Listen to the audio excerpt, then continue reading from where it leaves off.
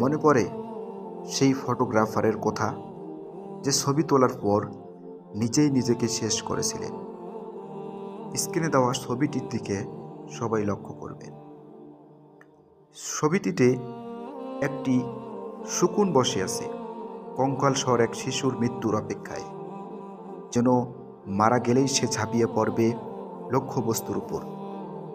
ছবিটি তুলেছিলেন দক্ষিণ আফ্রিকার ফটোগ্রাফার কেভিন কার্টার। 1993 সালের মার্চ মাস।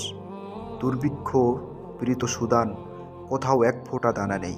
ক্ষুধার যন্ত্রণায় কাতর শিশুটি এক মুঠো খাবারের সন্ধানে ওয়ুট শহর থেকে আধা মাইল দূরে জাতিসংঘের খাদ্য গুদামের দিকে অগ্রসর হচ্ছিল।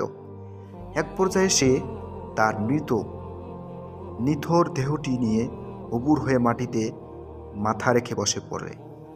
ঠিক তখনই একটা শকুন এসে লুপ দৃষ্টিতে হেনে শিশুটির মাংস শোভন করার জন্য প্রতিক্ষণ করতে থাকে। এই ছবি দ্য নিউ ইয়র্ক টাইমস এর প্রকাশিত হলে বিশ্বজুড়ে তোলপাড় সৃষ্টি হয়। 1994 সালে সেরা ফিচার ফটোগ্রাফারের জন্য পুলিৎজার পুরস্কার জিতে নেয় ছবিটি। কিন্তু ফটোগ্রাফার কেভিন কার্টার পুরস্কার জেতার 4 মাসের মাথায় মাত্র 33 বছর বয়সে নিজেই নিজেকে শেষ করে দেন। পরে জানা যায় ছবিটি তোলার পর থেকেই তিনি মানসিকভাবে ভেঙে পড়েছিলেন।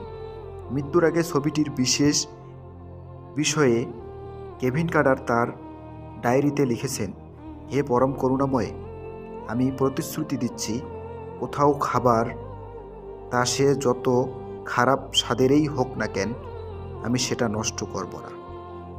এমনকি আমার পেটে ক্ষুধা না থাকলেও না। আমি প্রার্থনা করি আমার চারপাশের পৃথিবীর প্রতি আরও আবেদনশীল হব, এবং আমরা আমাদের ভেতরের আমি প্রার্থনা করি আমরা চারপাশের পৃথিবীর প্রতি আরও আবেদনশীল হব, এবং আমরা আমাদের ভেতরের স্বার্থপর এবং সংকীর্ণতা দ্বারা অন্ধ হয়ে যাব না। আমি আরও প্রার্থনা করি তুমি এই ছোট্ট ছেলেটিকে রক্ষা করবে, পথ দেখাবে, আর ওকে ওর দুঃখ থেকে মুক্তি দেবে। এই ছবি যেন মানুষকে মনে করিয়ে দেয় এই শিশুটির তুলনায় তারা কত ভাগ্যবান, কারণ তোমার করুণা ছাড়া কারো ভাগ্য একটি দানাও জোটে না। বিদায়। সুবহানাল্লাহ। এই ছবিটি স্ক্রিনের দিকে আপনারা সবাই একটু লক্ষ্য করবেন।